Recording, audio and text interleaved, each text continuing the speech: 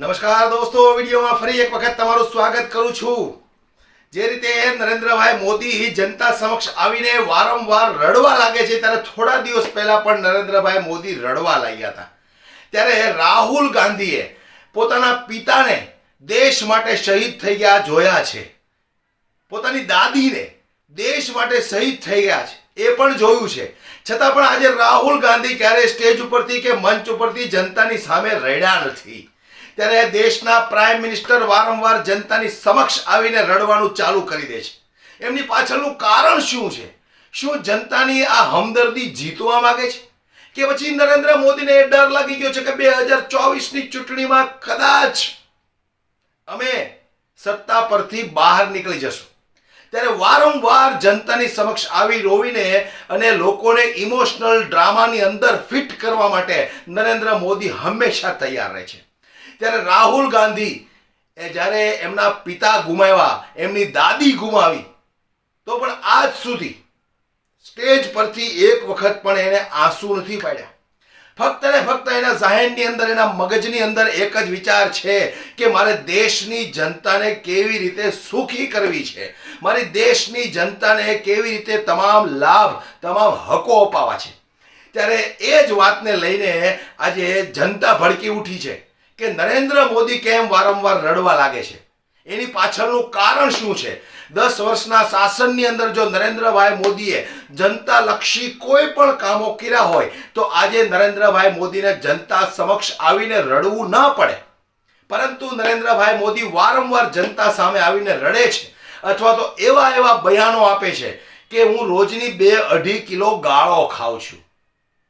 હમણાં 2 દિવસ પહેલા एक प्राइम मिनिस्टर આવી વાત કરે, કેટલું યોગ્ય કહેવાય કે कांग्रेस वाले मुजरा करते हैं तो उसे मुजरा करने दो। વિચાર કરો, આ મુજરા શબ્દ પ્રાઇમ મિનિસ્ટરના મોઢા પર કેટલો શોભે છે, મને કોમેન્ટ બોક્સમાં તમે જરૂરથી જણાવજો। આ દેશના પ્રાઇમ મિનિસ્ટરની ભાષા છે કે कांग्रेस वाले अगर मुजरा करते हैं तो उसे मुजरा करने दो। વિચાર કરો તમે, આ નરેન્દ્રભાઈ મોદી બહેકી ગયા છે। ત્યારે જનતાએ જે રીતે નરેન્દ્રભાઈ મોદી પર આકરા પ્રહારો કરતા કરતા જે પોતાની વરાળ કાઢી છે, આવો દોસ્તો એ વિડીયોને DS4 ન્યૂઝના માધ્યમથી આપણી ચેનલ પર જોઈ। राहुल गांधी बड़ा सभ्य आदमी है, खानदानी आदमी है, वो रोता नहीं है स्टेज पे आके। राहुल गांधी के फादर शहीद हो गए हिंदुस्तान में, दादी शहीद हो गई, राहुल गांधी रोया नहीं है। मोदी परसों रो रहा है। राफिया खान जी बताइए। असल में राहुल गांधी की बातें सुनने के बाद में मुझे सोचने की कोई ज़रूरत नहीं है, क्योंकि बेशक वो कहते हैं तो करते हैं। राहुल गांधी ने जो भी कहा है वो किया है। 2014 से पहले भी कांग्रेस ने किया है। कम से कम फेंकू तो नहीं है। फेंकू किसको कहते हैं? पूरे भारतवर्ष के अंदर एक ही तो फेंकू है, पूरी दुनिया में कह सकती हूँ कि एक ही फेंकू है और बहुत बड़े वाले फेंकू है। तो अब इसमें मुझे नहीं लगता कि नाम लेने की जरूरत। क्या फेंका है?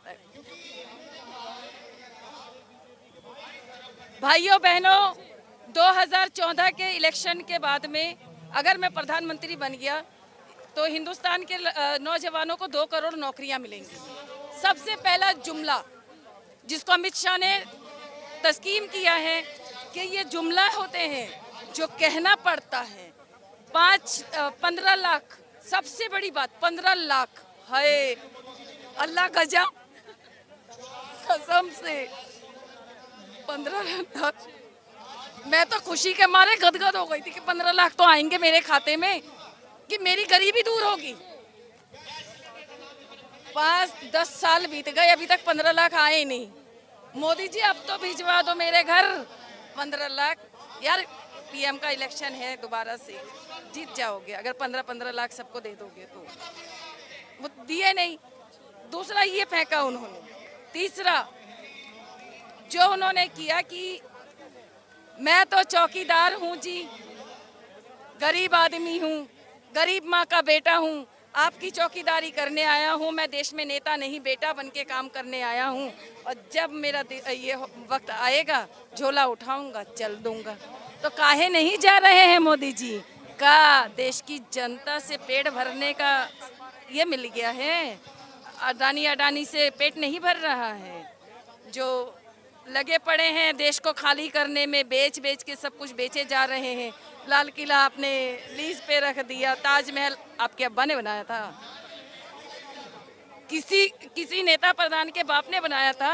ये जो लाल किला बना है या ताजमहल बना है, सब पहले के बने हुए थे। क्यों आप इनकी लंका लगा रहे हैं? लंका आप अपनी लगाइए ना, अपना घर संभालिए। अपना नहीं संभल रहा यार, देश कहाँ से संभालेंगे? સાંભળ્યું ને તમે? તો આ નરેન્દ્રભાઈ મોદીના નાટકો છે કે જે વારંવાર આવીને જનતા સમક્ષ રડે છે, જનતાની પ્રસિદ્ધિ મેળવવા માટે, જનતાને ઇમોશનલ બ્લેકમેલ કરવા માટે જનતા સમક્ષ રડવું કેટલું યોગ્ય કહેવાય? દેશના પ્રાઇમ મિનિસ્ટરને હું સવાલ પૂછવા માંગુ છું દોસ્તો. વિડીયો વધુમાં વધુ શેર કરો અને દરેક લોકો સુધી પહોંચાડો. આવા જ વિડીયો જોવા માટે અમારી યુટ્યુબ ચેનલને સબસ્ક્રાઇબ કરીને બેલ આઇકન પ્રેસ કરી દેજો. ધન્યવાદ.